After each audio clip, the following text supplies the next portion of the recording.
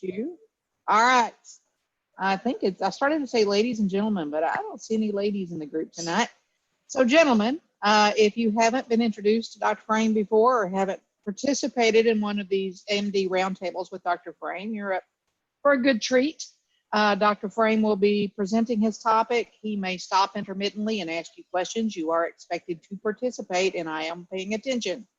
And at some point before the end, we'll check again. I do know that Wayne Labatt and Philip Munoz are on shift. So if you guys get toned out, be sure you just briefly type in the message box 911 or something, and then I'll know that's where you went and that's where you disappeared to, so I can see how long you were here and if I can give you credit. I'll be giving you credit at the end of the night after I gauge participation, etc. And if you are not in 400, I think most of you are, if not all. I think everybody's in 400 tonight. I don't think I have anybody from the lower levels because normally I give them a chat credit. But if you are in MD Roundtable and you've already met those requirements, but you have chat open that you haven't met, as long as you participate, I'll give you credit there too on the grade sheet. That having been said, Dr. Frame is our lead medical director, and he has quite an extensive background in EMS, so I hope you enjoy this lesson. And I'll be here for you, Dr. Frame, if you need me, unless something happens. All right, Jane. Well, thank you. Well, welcome, everybody, and thanks for joining me tonight. Most of the time, I'll bring up PowerPoint presentations to discuss something that was kind of cool that happened in the emergency department, or something that was worthwhile, or something even to reinforce some of the cycling. For some of you who are not familiar with me, Jim Frame. I've been an emergency physician for some 30 years now.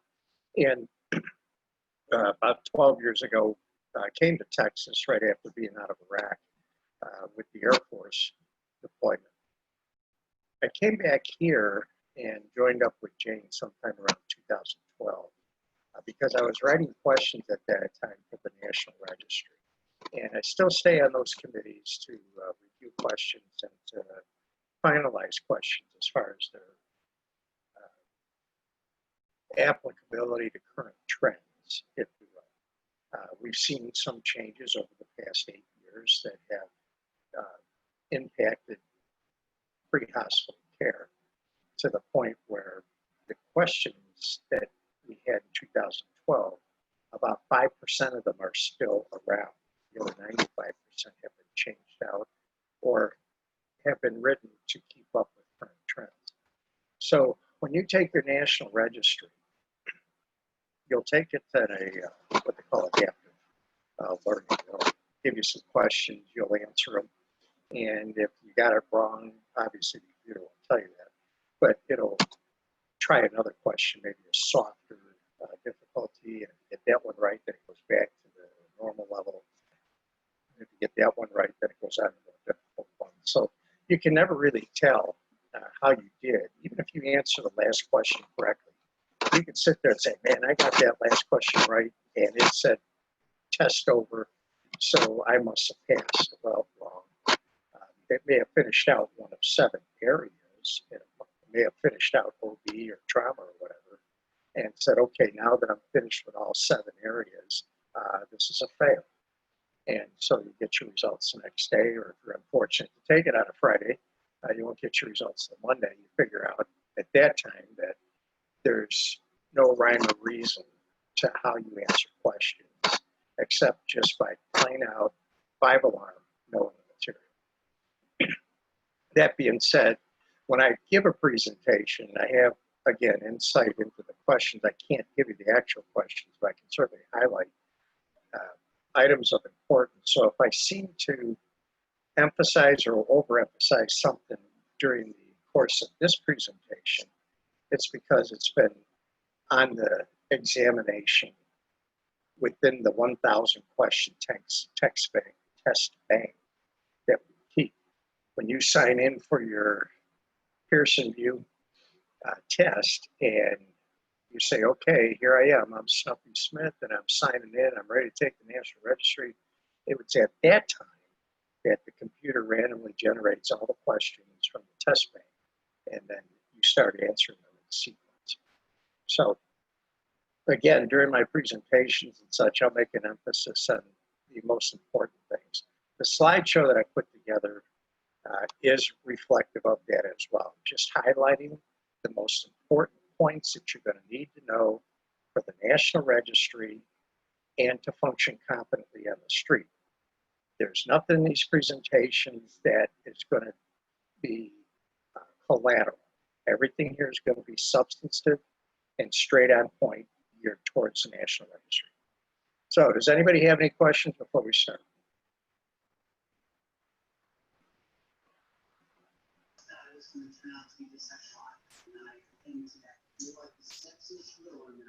Ladies and gentlemen, if you do have a question or something, all you have to do is unmute your microphone and talk, and then please, after you do, remute your microphone so the noise around you will not disturb everyone else. All right, so no further fanfare here. Let's get started. Today we're going to talk about hyperthermia. The reason why I chose this topic is because I had my first heat stroke of the season, actually 2 days ago. Temperatures here in North Texas hit 101 degrees in the North Dallas-Fort Worth area. And subsequently, folks that aren't quite acclimated to the summer heat as of yet overemphasize or overestimate their ability outside. So we're going to go over a couple of highlighted points here. Hyperthermia, as far as environmental emergencies, constitutes the highest proportion of questions that you'll get on the environmental emergencies section. So you figure there's about 16 to 25 questions per subject. Environmental emergencies will take up about 16 of those questions. And of those 16, 4 to 6, depending on the random generation of the questions, will deal with hyperthermia. So this is a high impact subject. And hopefully we'll get something out of it here that you can use applicable to the pre-hospital care of the heat exhausted, heat cramp, heat syncope, and heat stroke patient. Okay, this is a very busy slide, so take a moment to kind of just glance over it a bit. We see heat illnesses compromise anything that's annoying as a result of heat. Inadequate evaporation of fluids, too much evaporation, dehydrated, and badness comes about as a result. For those of you who are in the firefighting profession right now, heat exhaustion or heat syncope are your two biggest problems that you have as far as firefighters, especially those of you guys who like to fight wildland fires. Prolonged exposures, long trips, and of course, lack of anything but a Camelback on your back or a canteen is all that you have for hydration, combines with poor conditioning, and we've got ourselves set up for at least a heat syncope and perhaps even as bad as a heat stroke. So when we look at things, we look at severity, we look at what's the worst thing that can happen to you versus what's the best. The lowest end of the spectrum here are heat cramps. That's when your legs start getting really, really cramped up. And that comes from water loss as well as from inadequate replacement of that water. Now, more times than not, once again, you can drink 8 ounces of fluid in an hour and feel like you're maintaining hydration. And then all of a sudden your mouth is dry and your legs start to cramp and such. You're not clearing the lactic acid from your muscles. Typically, in a heat situation, you'll get salt loss. You feel the sweat gets a little salty because you start to lose salt as well. And so the old way that we used to do things, especially in the military, was to give you some salt tablets, give you a lot to drink. Well, all that did was sometimes cramp you up even worse. And it made for a very exciting night because sometime around 1 o'clock in the morning, all of a sudden your muscles all decide at the same time to lock up. And that cramping, although not dangerous, can be very debilitating for a person, and it'll make you nauseous from the amount of pain that you have from cramping. So enough can't be said about hydration, not only of yourself, but of your partners. Now, when you look at the definition here, you're going to see that the third point that I made here a heat wave is 3 consecutive days of air temperatures greater than 90 degrees Fahrenheit. That's been on the National Registry in the past, but not as a single question. It'll tell you in the scenario that for the past 3 days, temperatures have been over 100 degrees Fahrenheit. And so that should trigger you in right away, get into that mental Rolodex of yours, trigger it right away that I'm going to be dealing with a heat emergency. And everything that flows from that question is going to involve whether this is a heat exhaustion or a heat stroke. The National Registry doesn't really test heat cramps or heat syncope. They're more worried about, can you understand the difference between heat exhaustion and heat stroke? Now, when you get heat-related deaths, body temperature greater than 40 degrees centigrade, which is about 105 degrees Fahrenheit, and not related to any other reason why the patient has hypothermia. Your big clue out there is the environment, obviously. But especially for your firefighters or your EMS personnel who respond with the incident command on major fires and such like that, you have to be watching for these heat-related deaths where body temperatures can get over 105 degrees. Once you hit 40.6 degrees centigrade, very key number to remember, or 105 degrees Fahrenheit, the conversion of that, you start getting into the range of heat stroke. That is a potentially fatal situation when it's combined with muscle breakdown, cardiac dysrhythmias, and finally death.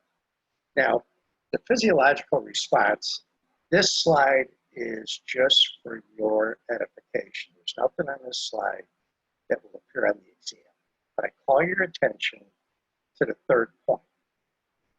And that means that right now, as you and I are sitting in our chairs, we've got about 250 to 300 mLs of blood at the surface of the skin being pumped there and gradually coming back. At times of exercise, especially during heat, you can get 6 to 8 liters per minute, which is damn near your whole cardiac output. With a concomitant increase of demand on your cardiac output, you can see why firefighters have heart attacks on the scene. Overexertion, they drop. Hypothermia, sweat mechanisms fail, they get overheated, and the increased cardiac output outruns their blood supply to the heart, and they drop. Heart attacks are the number one cause of firefighter deaths. You'd think it was collapsed buildings or fighting the fire itself or such like that. Back in my day when I was a firefighter in the 70s, number one cause of death was heart attack. Number two cause of death was we kept falling off the back of the damn engine company because the driver ran into either some unexpected traffic or made a corner too sharp or whatever, and some of us would just go off the back end. They've cured that problem by putting all you guys in the cab now, so there is no such thing as a back step anymore. Back in my day, there was. But when it comes to heat exhaustion, heat stroke and such, keep in mind that a person's cardiac output is about 6 to 8 liters per minute, which is just about their whole cardiac output. Sometimes you can get your cardiac output up to about 20 liters per minute, but boy, I'll tell you, unless you're an Olympic athlete, man, that's not sustainable, at least not for the long term. So again, heat cramps probably won't be covered, but I think read through the slide for a second, you'll be able to see that cramps are just that. Non-acclimated person gets dehydrated, overexerts in the hot weather, improper stretching, improper exercise, not enough conditioning, and the next thing you know, later that evening, your legs start cramping up. Maybe your arms even start cramping up. Now, some people ask, well, if we're on a wildland fire, how come water isn't good enough? The answer is simple. If you're at a regular structure fire, you're going to be there about 1 to 2 hours. Water is going to be just fine. But if you're at a wildland fire where you're going to be out 4, 6, 8 hours, then you're going to need an electrolyte solution to replenish. Remember, 1,500 NFL players can't be wrong. Gatorade or Powerade is the electrolyte solution of choice. It gives you not only the sugar that you need to kind of maintain muscle strength and such, especially for the long duration, but it gives you all the electrolytes that you need to at least maintain some sort of homeostasis within you. So the last bullet on this slide is important. oral hydration, electrolyte solution, or if your patient is really starting to run into a little trouble, we can start an IV. For any heat cramp question that you might see, and I doubt that you will, but just put down on your notes, heat cramps equals oral hydration, electrolyte solution, period. That's it. Nothing cute or fancy about it. And then when you're out there talking to your fire chiefs or incident commanders and such like that, make that suggestion constant, oral hydration, electrolyte solution, and make sure that people have enough rehabilitation going on to make sure that they don't run into a heat exhaustion or a heat stroke situation. So here we're going to get into it now. This slide, probably all of it, is on the exam in one form or another. I want you to come up with some way to memorize the sweating, the malaise, fatigue, headache, nausea, maybe even start vomiting. Tachycardia, core temperatures are usually less than 104 degrees. This patient's going to be pale, diaphoretic.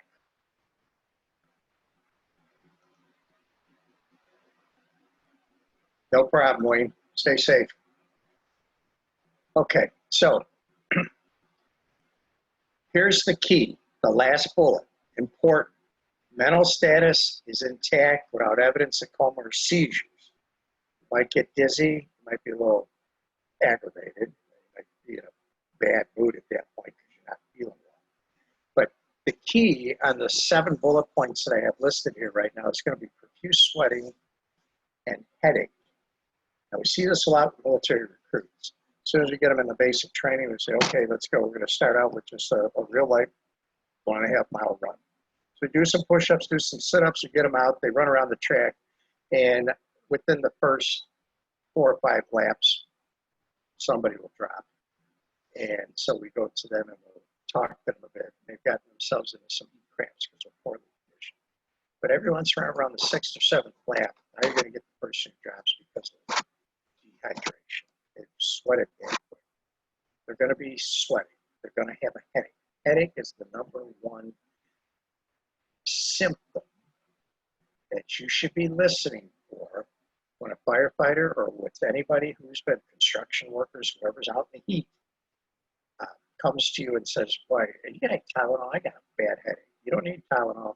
You need fluids, oral hydration.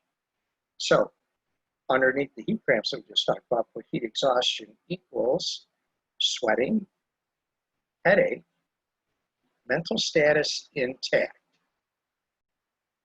That's the 3 big items that you're going to need for the examination. The difference between heat exhaustion and heat stroke will become apparent in the next slide. After this slide. Sorry about that.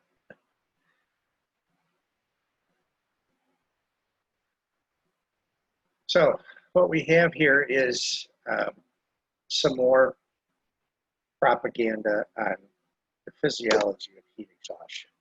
We see this in persons working out, but most of the time you're going to see this now, especially if you live in the Texas area, where you have heat waves at the beginning of summer. People are just not acclimated to it. They're out, well, let's do the gardening, let's lay some sod, let's do some garage cleaning and such. And the next thing you know, they're suffering from heat cramps, headache, sweating. They get inside, they start drinking some water, but later on, their legs are still cramping because they have to replace electrolyte solutions. And so we'll see that a person who's really, really thirsty is drinking down quite a bit of water. You may want to slow them down a little bit because they can get into a hyponatremia that can be pretty wicked. In some cases, when persons who are in wildland situations, construction, such like that, where they're in heat environments, or if we deploy to a place like Iraq where it's 125 during the summer months there, when you get new military personnel coming in that have just freshly deployed, they haven't had time to really acclimate. Subsequently, within about the first 2 or 3 days, in whatever situation that you're in, of a heat wave or being exposed to that heat, you're going to start seeing the heat exhaustion. And that's because over the past 2 or 3 days, they just keep going with water and water. Next thing you know, they're having bad headaches. They got a lot of malaise and fatigue. The cramps are worsening. And it's because, more likely than not, they haven't been rehydrating with electrolyte solution. So now you get the heat exhaustion patient, I'll go back to the previous slide, who comes to you with all these things and is demonstrating not only tachycardia, but they're starting to get a little orthostatic. In other words, they're down about 20%, 15 to 20% on their fluids, and they're dehydrating, so they pick up the tachycardia. When you get down below 30%, you start picking up the hypotension as well. And your patient at that point is heading into a true blue shock, more likely than not slipping into a heat stroke. So back again now, for the heat exhaustion patient, you're really going to start an IV on these patients. You're going to give either D5.4 or 5. If you got 0.5, if you got 0.9, or if you got lactated urines, that's fine. Lactated is fine. It gives you an initial acidosis, but a person should be able to tolerate the lactated and the benefits of the electrolytes being replaced.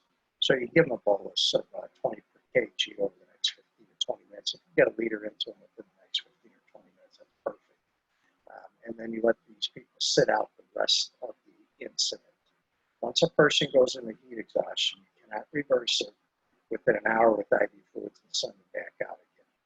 So it's important for you guys who are involved in rehab to make sure that once you identify a heat exhaustion patient, that they're out of the game for the rest of the day. Would you send them home? Would you tell the chief you recommend sending them home?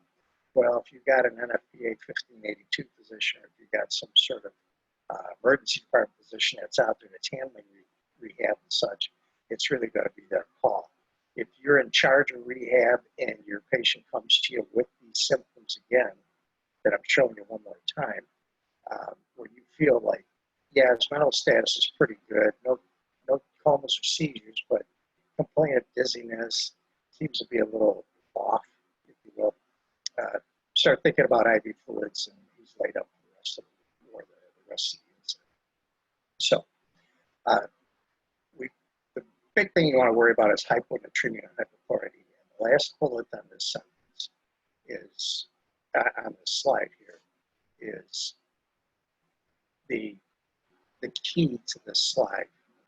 Is the resulting hyponatremia and hypochloremia produce systemic symptoms similar to heat exhaustion. Back to the symptoms again. In other words, the hyponatremia, the low sodium and the low chloride are going to contribute to the malaise, fatigue, worsening of headache, could even cause some vomiting. So watch too much free water replacement when you should be thinking electrolyte solutions. Okay, so just to give you a physiological review, the top two bullets have appeared on the exams in the past. You're going to know some basic physiology about heat exchange, conduction, convection, evaporation, radiation. But just know that those mechanisms exist. You don't have to know the definitions of each one of them. Just know that these are 4 ways that a person can cool off. And then during exercise, heat loss is the primary thermoregulatory mechanism when it's above 68 degrees. So you take a day like today where it's 100 degrees here in Dallas, and this is when you start feeling the sweat, you feel real sticky and such. The sweat is just coming off you in the skin. It's trying to get rid of heat. And it does that by getting water to the surface, and hopefully the wind and everything else that comes along will give you kind of a chilled or cool feeling. But you can sweat out almost a half a liter of fluids within 30 minutes. A liter in 1 hour is possible under very intense heat conditions, especially if you're not conditioned. So during work and exercise, evaporative heat loss is the primary thermoregulatory mechanism. I put this in italics because this is a question on the National Registry.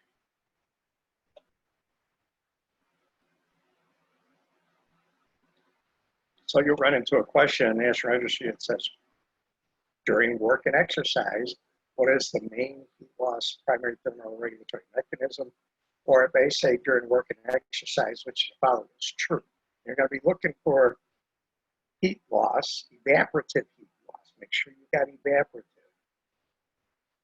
Heat loss is the primary thermoregulatory mechanism. It's going to be stated almost exactly like this.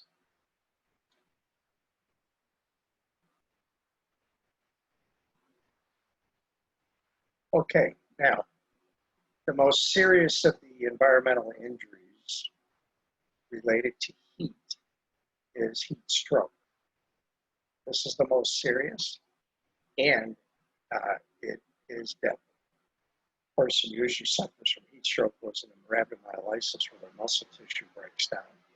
The myoglobin from the muscle goes into the kidneys, forms casts within the kidneys, and next thing you know, kidneys go into acute renal failure, and then just all kinds of badness happens after that. Moreover, a temperature of 105, which is 40.5, 40.6 degrees centigrade, you're going to get central nervous system dysfunction. What does that mean in English? Altered mental status. Altered mental status is your main symptom and sign, you should be able to see it, that differentiates heat stroke from heat exhaustion. Let me repeat that. Altered mental status is your main differentiating sign between heat stroke and heat exhaustion.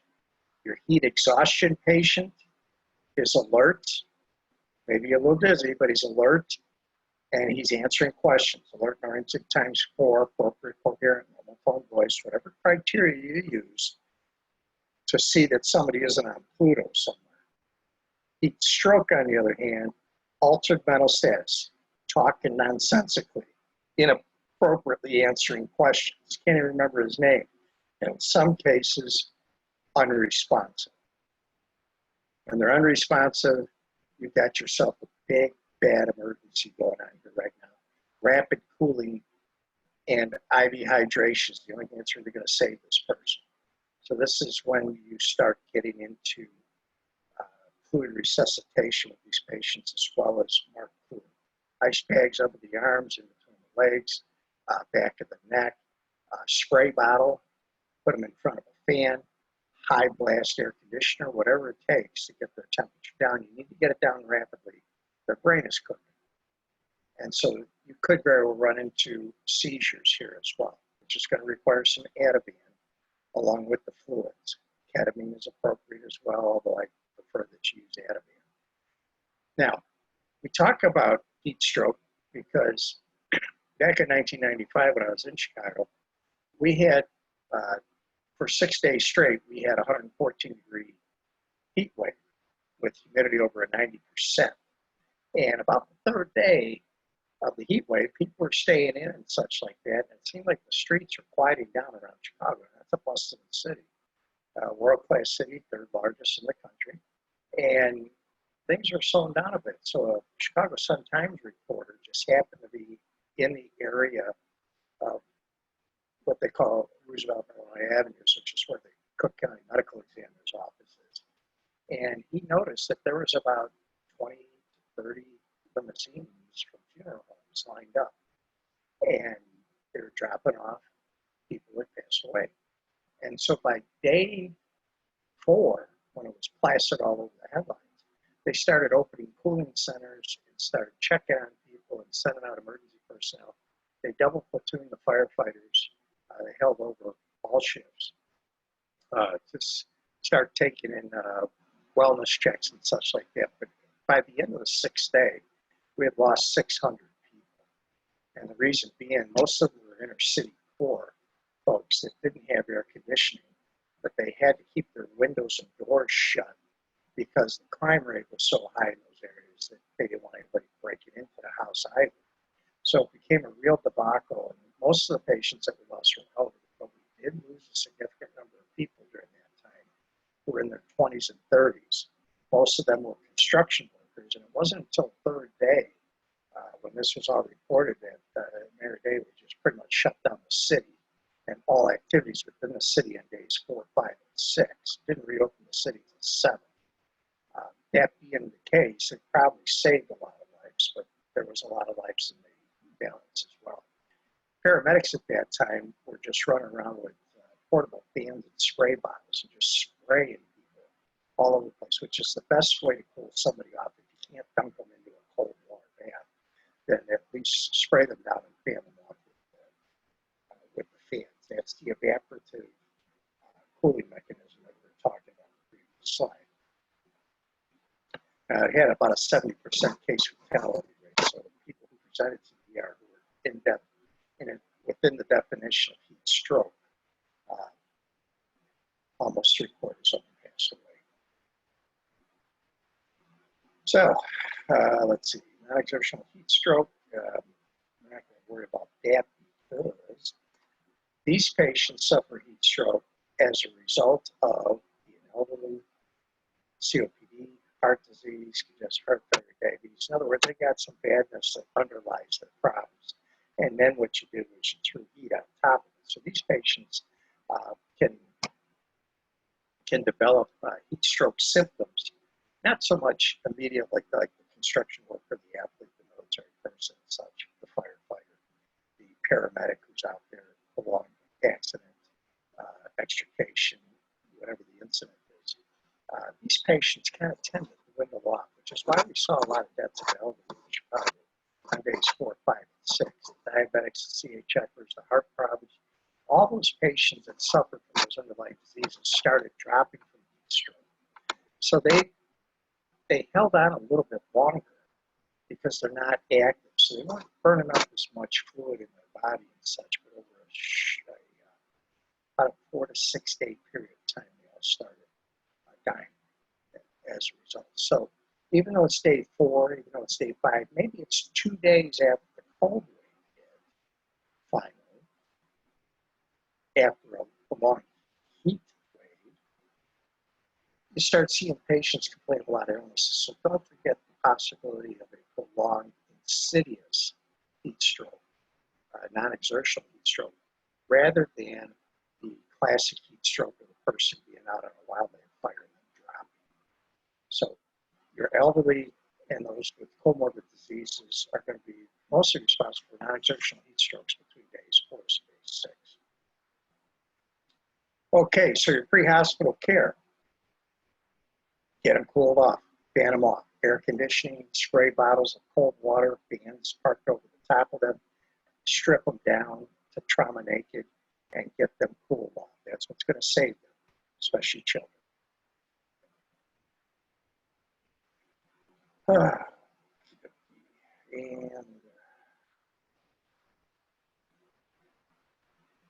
the second bullet here on this slide is going to be something that you'll see on the exam. Tachycardia. They're going to give you a scenario. Now the heat stroke is going to be scenario based, where heat exhaustion and heat stroke together might ask you for the main differentiating sign or symptom. How can you tell the difference between heat stroke and heat exhaustion? A, B, C, D. The answer is going to be altered mental status. Okay. Now, when we get down to heat stroke findings, when it comes to stroke, your patient's invariably going to be tachycardic. This is the best indicator that you have, aside from the fact that when they're touching and feel like they're burning up, they have altered mental status, but their pulse rate is going to be high. And I'm talking 120, 130s, sometimes even higher. Hypotension tells you that you've lost more than 30% of your fluid volume, and you're in some deep, deep trouble here.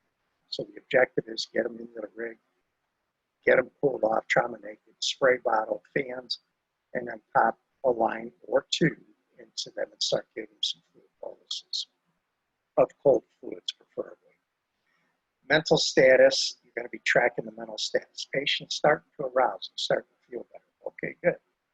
On the National Registry exam, though, they're going to tell you that what is going to be required, it's going to be pistol-like management and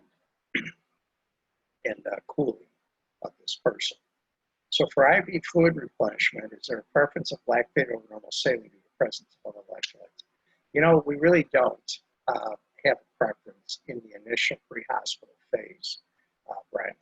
The reason being is that you've lost both salt as well as electrolytes. And right now, because of the tachycardia and the potential for hypotension with the altered mental status, it's more important that we get isotonic fluids into them.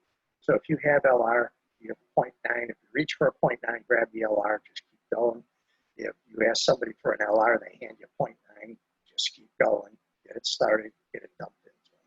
We'll worry about the electrolytes when they come in, because in heat stroke, remember, their brain's cooking. Temperature's over 105, core temperature. I've seen as high as 108, although that young man did not survive. Over 105 degrees, your mortality shoots up almost 75%. The objective is to get fluids into these people, get them pulled off as fast as you can. So the short answer to your long question is either one is fine. Just as long as it's, just as long as you're getting some fluids into this patient. Hell, I'll even take a D5 half normal if that's all you got. Most EMS rigs, if not all of them now, just carry lactated. They're not going to ask you to differentiate between the fluids on the National Registry exam, because they know that varies, and there's no controversy, because either or is perfectly acceptable. One of the answers may be 0.9 or lactated, or it may list lactated by itself with 3 other choices that are clearly wrong. So either one is good. So we're watching for hypotension. We're watching for altered mental status. I can't emphasize that AMS enough. It pops up on most, if not all, the tests that have to do with hypothermia emergencies, because it's considered a core question. In other words, a core competency question. The last bullet on this page kind of reinforces what altered mental status means. And again, it's something that I just talked about a little bit ago. Incoherent speech, irritability, ataxia, stands up, falls down, staggers, etc. Seems to be confused. When they start getting into seizures, comas, and all that other stuff, we've got big time problems. Obviously, a heat stroke patient, anybody with a core temperature that's that high needs to go to the hospital. Most heat exhaustion patients, if they had any kind of altered mental status associated with it, will probably go to the hospital as well. Best place to manage these patients is in the hospital, right? You put them in observation for 24 hours, hydrate them, recheck electrolytes every 6 hours and such. If it's a person who's probably in their 60s or 70s, I'll be watching EKGs to see if there's been any changes in their cardiac status. So better part of valor here is to get these patients in as soon as you can, but the most important therapy is to cool them off and to get their dehydration corrected with a big old bolus of fluids. Okay. The 4th and 5th bullets are off the examination as well. Aggressive hydration with normal saline can overcorrect. 0.9 of 1 liter over 1 hour is fine. 2 liters over 1 hour is fine. 20 milliliters per kilogram is fine. You want to get that over 20 to 30 minutes, that's fine as well.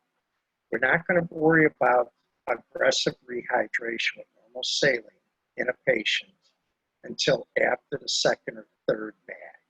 So if you guys are on the scene and you think you're going to be longer than an hour getting this patient to the hospital, then get your first 2 liters in, and then start running your patients 1 liter over 1 hour, kind of thing. Get those first 2 liters in, just like you would a diabetic ketoacidosis patient. You need those first 2 liters in PDQ. The last bullet here is going to be the first measures that you would take for somebody with heat exhaustion or any kind of heat syncope.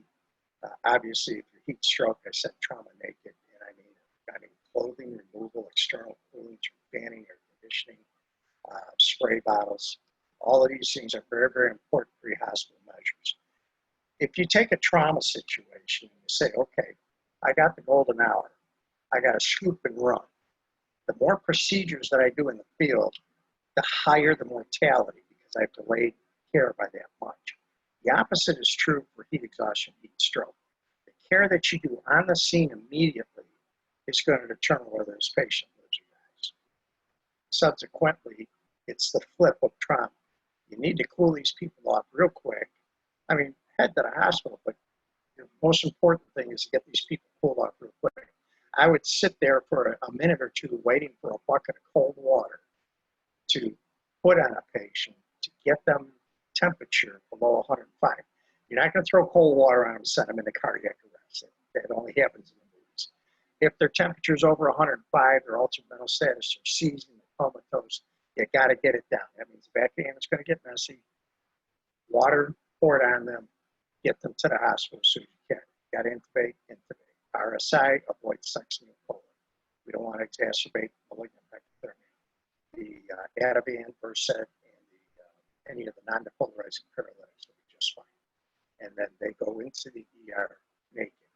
Hopefully, with the call ahead to the emergency department, we got the 2 big fans set up, and we got a bunch of people there with a bunch of ice, water in steel bowls with ice and towels. And as soon as they come in, we start throwing them on the patient with the big fans blowing on. Big old core temperature is then taken, and we strive to crash that temperature down below 105 as soon as we can. That's your mainstay therapies. Okay, so once again, just to review, cooling is the cornerstone therapy of treatment of heat stroke.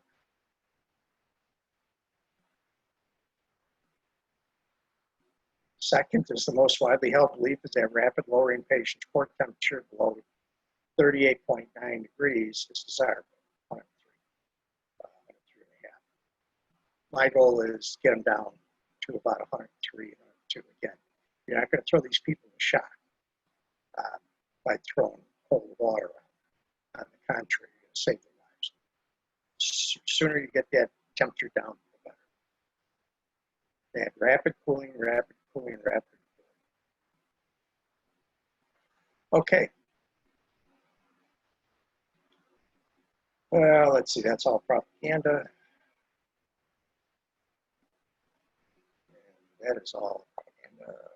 So manual family, okay, that's all day with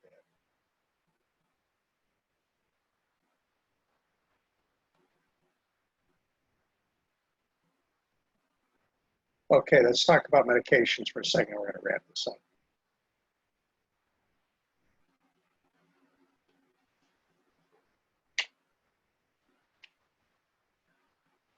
Sorry about that. I was kind of getting used to the dark. The medications, benzos. So Versed or Ativan. Try to avoid aspirin, Tylenol, etc. It's all going to be about the benzos, especially if you're dealing with a seizure patient. I wouldn't be so quick to give Ativan to somebody who's not seizing, obviously, but I'd certainly be very quick to cooling them down. And if they are seizing, I would give them Ativan, but I'd also be asking somebody for cold water, something, splash it on, strip it down, evaporate, get that temperature down. You see this with febrile seizures in children. Now, that's a non-environmentally heat-related issue, but the mechanism is similar. When the temperature gets too high for babies, they'll seize. When temperatures get too high for adults, they'll seize. Subsequently, the key is to get them out of the seizure. It stresses mom a lot when they come into the emergency department and the baby is still seizing from a fever that's 104, 105 degrees. And then I place the naked baby into a small ice bowl of water to get them cooled down.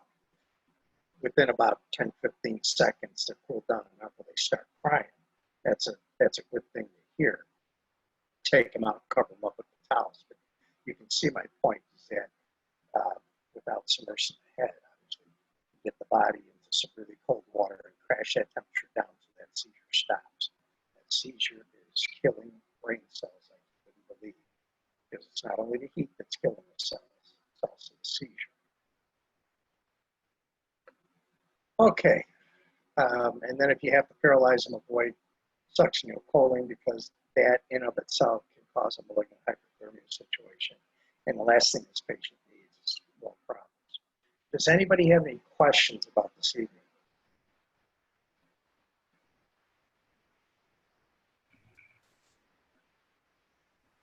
Dr. Frame, can you talk a little bit about one thing that I was taught a lot in basic EMT training and first aid as a Boy Scout and all that is that heat stroke, people aren't sweating at that point.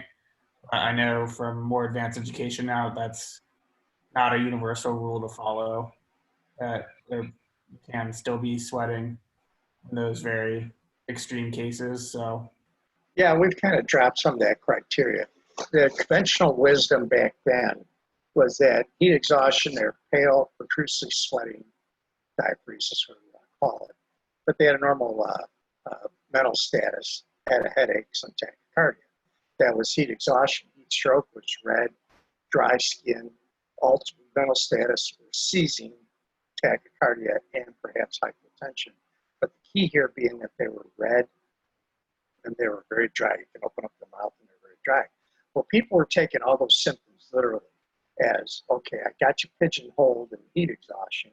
You got a couple features that are consistent with heat stroke, but it looks like it's mostly heat exhaustion. So what we did over the past 20 years, teaching environmental emergencies, decided to boil it down to one symptom: altered mental status.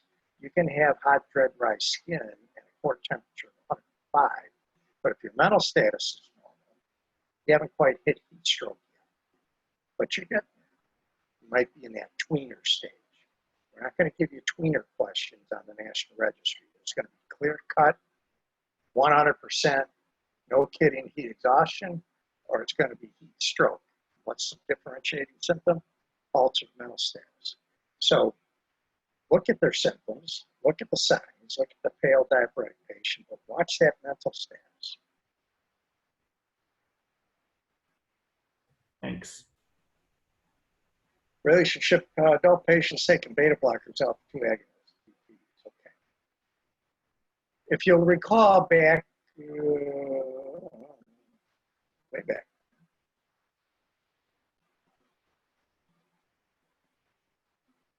okay, the last bullet point here.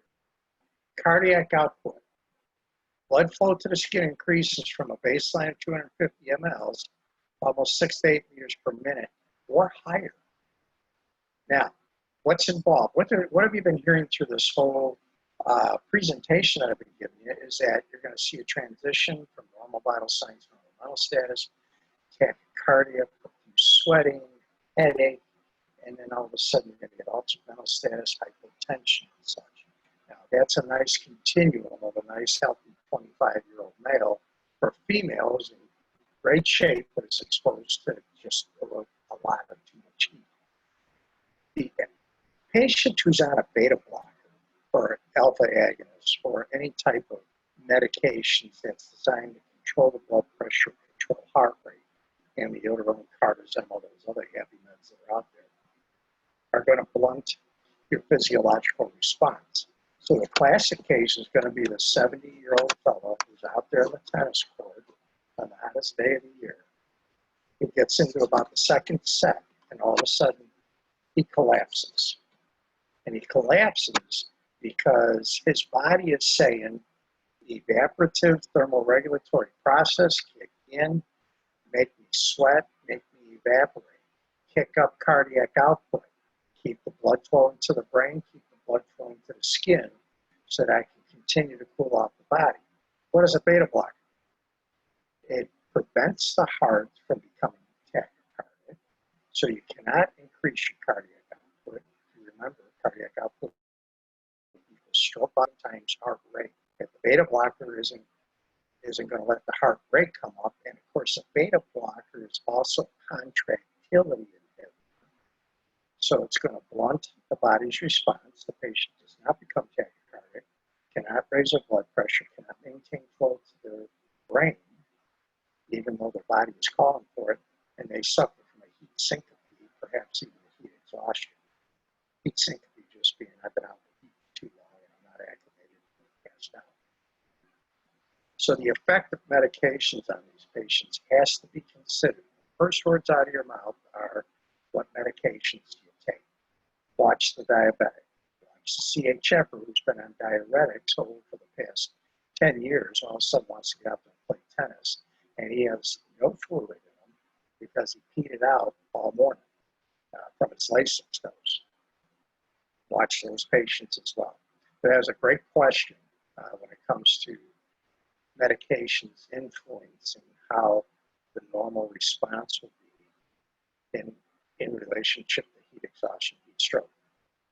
These patients will go into heat exhaustion, heat stroke a whole lot quicker than most other people do if they're in exertion activities or situations. For those of you who have response districts that are on golf courses, every once in a while on the 8th hole, you start seeing them drop. The 9th hole, they're all heading to the clubhouse and hopefully they'll stay there.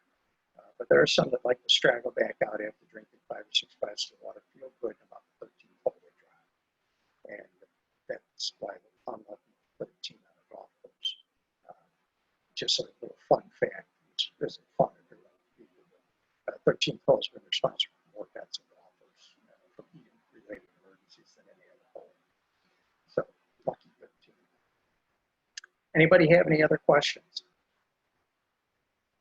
Really comes down to heat exhaustion, heat stroke, knowing the differentiating symptom of altered mental status, IV fluids, when to orally hydrate with electrolyte solution, when to start an IV, when to start giving seizure medications, when does it become a 5-alarm emergency for you when they hit heat stroke. Those are your takeaways for the day, and that should get you through the 4 to 6 questions that they'll ask in the National Registry concerning heat-related environmental emergencies. Hey, Dr. Frame. Curtis, we haven't heard from you. How about you?